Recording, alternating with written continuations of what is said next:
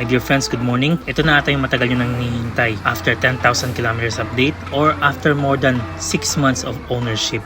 Babanggitin ko dito ang mga nasira at saka mga pinalitan just to make the motorcycle more beautiful or otherwise usable. And update na rin kung may nabago ba sa performance ng motor na to after 10,000 kilometers of usage.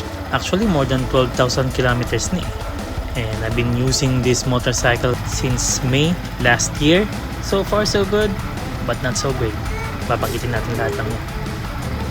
Yung gulong, di na siya 100% stock. Para makaiwas sa disgrasya at magamit ng maigi ang 100% na itong motor na to, dapat alam mo to.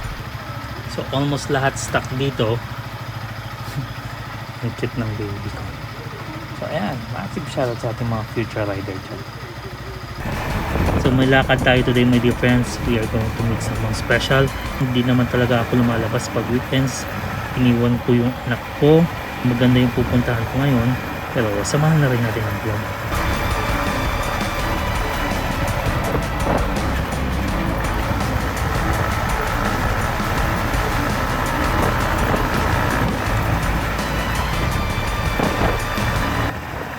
Grabe, it's a beautiful day. And of course, I have to say it's a beautiful weekend. Welcome to the grind and welcome to the vlog. This is my episode 3 of my XSR 155. So again, in this video, I'll be talking about my 10,000 kilometers experience with this bike, or shall I say more than 10,000 kilometers. And maraming nangyari sa bike na to. May mga ups and downs tayo.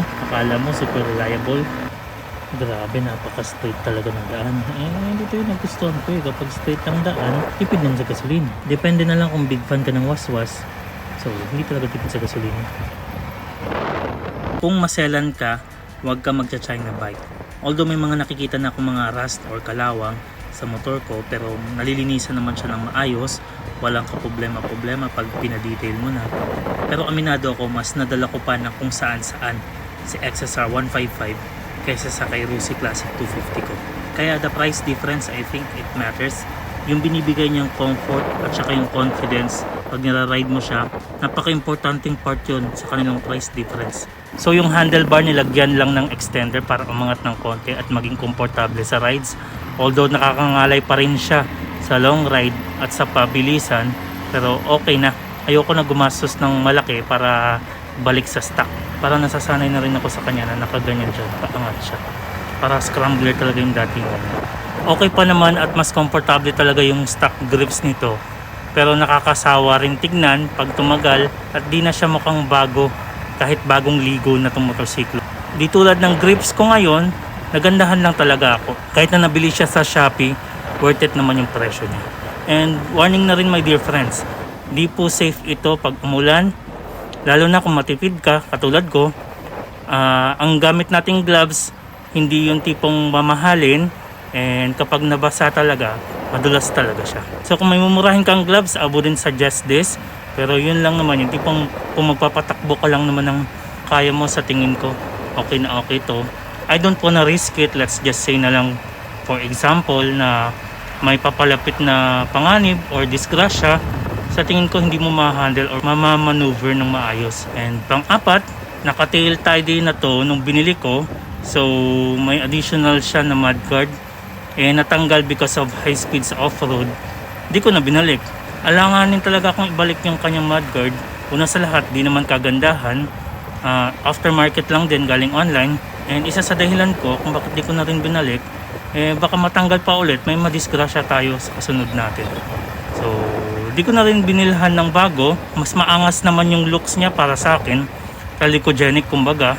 Yun nga lang, di magandang angkasan kasi nananalsik. Lalo na kapag maulan, kawawa talaga yung aangkas nito. Pang-lima my dear friends, ito na ata yung pinakasimple na nagawa ko sa motor na to, yung kanyang signal light. Di siya yung tipong pinakamaganda para sa akin kasi yung pinanggalingan nito, pinalitan talaga ng aftermarket na medyo may pagka-futuristic yung kanyang signal light. Dahilan ko kung bakit mas gusto ko to, kahit na medyo futuristic yung pinalitan niya. Una, maganda tong ganitong turn signal pag mabilis or maalog ang patakbo mo. Yung mahaba at pointy na turn signal, maganda lang naman yung itsura niya pero mabilis siyang lumuwag. Kaya kayo na rin humusga my dear friends, what do you think of my turn signals? Mas importante kasi sa akin muna yung simplicity before beauty. Basta magagamit mo ng maayos at hindi siya basta masisisimple.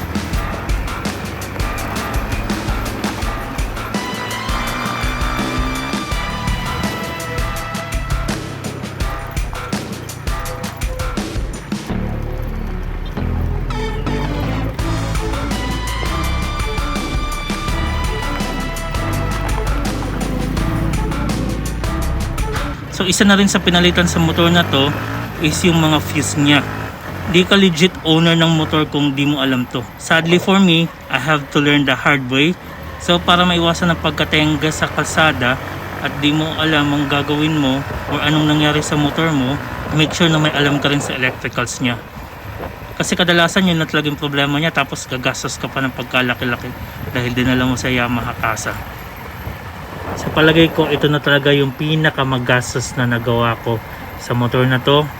And to reveal it to you, my dear friends, isa sa malaking pagkakamali ko na nagpatakbo ako ng motor ko na hindi optimum yung kanyang hangin. May hambing mo to sa nangyari kay Boss Jow, pero ako nga lang, sa lubak ako tumama and medyo malalim din yun. Pero nabanggit naman sa akin ng boss technician sa Yamaha na hindi daw mangyayari yun at saka maiiwasan kung optimum yung hangin. Nung tinignan ko naman yung motorsiklo, hindi naman flat. Ang word niya is bengkong, in English, crooked. May mga nabali at saka natanggal na parts. May nag-recommend sa akin dyan sa may Tagum, isang shop. Napakamura lang daw na gagastusin mo for welding. All for the welding cost, my dear friends, umabot ako ng 2.5. Kukulayan pa sana ni Kuya. Sabi ko, wag na lang muna kulayan kasi baka papinturahan natin ng ginto. Okay pa rin naman yung takbo niya. Hindi siya yung tipong 100% na perfect, pero okay pa rin yung takbo niya, lalong-lalo na sa high speed. Kasi yun naman talagang importante. And nung tumama kasi ako sa lubak na yun, hindi ako tumumba. So the motorcycle basically kept me safe. Pero sa tingin ko, kapag tatama tayo ulit, malaki daw yung chance na maitumba ko daw yung motorsiklo. All in all, ang nagastos ko kay Kuya Jun, yung nag-weld nito, 2,500. Tapos yung patanggal at saka pakabit sa Yamaha shop, 2,000 lahat-lahat. So lalagpas siya ng 5,000 plus kung susumatotilin mo. And ang kasunod sa mahal na gastos nito, my dear friends, isang pagbili ng stock parts nito. Nung binili ko to sa first owner, medyo maluwag na yung kanyang side mirror and may nanghiram sa akin. And nung hiniram tong motorsiklo na to, may gasgas din yung kanyang bar end at saka yung gilid ng kanyang cowling. So binilahan ko talaga siya ng stock. Ang nagastos ko naman, almost 2,000 lang sa side mirrors yon, sa bar end at saka yung glossy part niya sa may cowling banda. So far so good naman itong motorsiklo na to, kahit na nagastusan ko ng ganun. At least walang drama na nangyari. Kasama na rin sa mga napalitan ko is yung kanyang brake pad. Yung brake pad niya sa harapan napalitan na, yung sa likuran hindi pa. So kung nagpi-PMS ka every 1,500 or 1,600, okay lang yan. Most of the time palit lahat yan. Kahit na yung sinasabi nila sa akin na lagyan ng interval sa oil filter, every 1,500 or 1,600 talaga yung palit ko kay oil filter.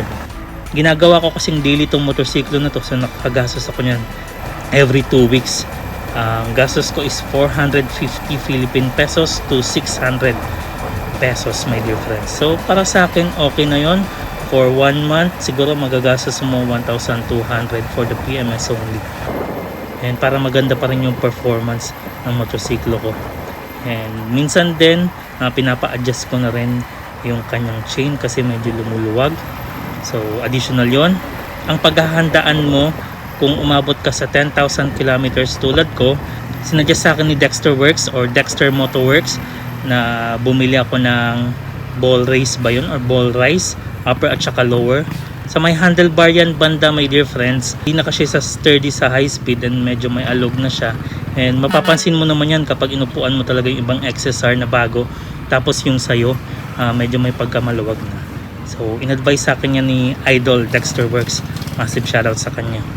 Yung gulong syempre bala ko na yung pa-spoke wheel, arayos na tubeless, pero problema na naman yung sa tingin ko, hindi lang sa gastos pati na rin sa paghahanap ng compatibility niya sa parts. Pangalawa, Kung stock wheels pa rin, syempre maghahanda ka ng pera para palitan mo yung gulong. And sa tingin ko, hindi pa naman food yung aking gulong, at saka nasabihan tayo ni Yamaha na huwag mo nang palitan kasi hindi naman daw dapat. Pero sooner or later, paghahandaan mo yun. So yung stock niya siguro nasa 7,000 plus. Maghahanda ka talaga ng malaki-laking pera pagkatapos ng 10,000 kilometers. Yun talaga nakikita ko, and napansin ko, mas bumibilis na rin tong motor na to habang tumatagal. Latest top speed ko 123 kilometers per hour. It's not actually that bad. Komportable na nga ako sa 100 kilometers per hour nito. Pero napansin ko sa kanya, hirap nang abutin yung 53 km per liter na naabot ko dati. Pero mas masaya naman ako na umaabot ko ng 49 to 50 km per liter kahit halo na ng traffic, mabilis na patakbo, off-road, mga lubak-lubak. Para sa akin, okay na okay pa rin siya.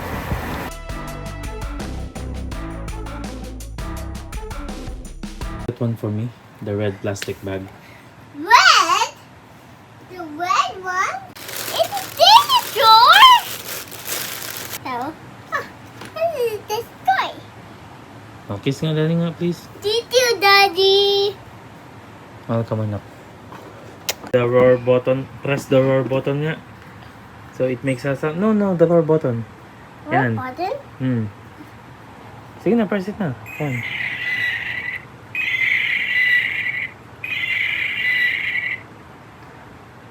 Like it? Yeah, I like it.